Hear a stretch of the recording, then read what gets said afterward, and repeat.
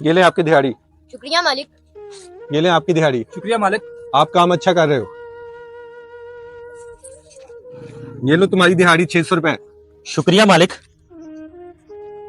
अबे साले मजदूर, आज फिर 100 रुपए अलहदा रख रहा है। तू नहीं जा पाएगा उम्रे पे।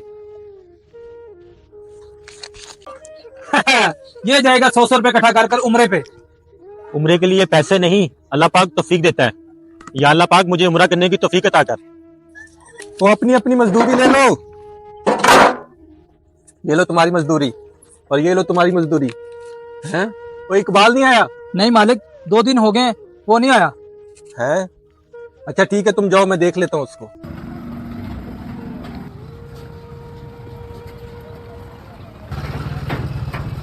मालिक।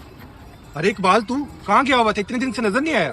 मालिक, ये ले खजूरें, जमजम और जाय नमाज। मैं उम्रे पे गया हुआ था।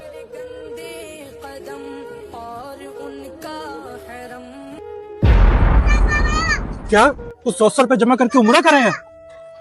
जी मालिक, इंसान के पास जितनी मर्जी दौलत हो, पर जाता वही है जिसे अल्लाह पाक उम्रे पे बुलाए। अल्लाह हम सबको उम्रा करने की तौफीक अता करे। आमीन।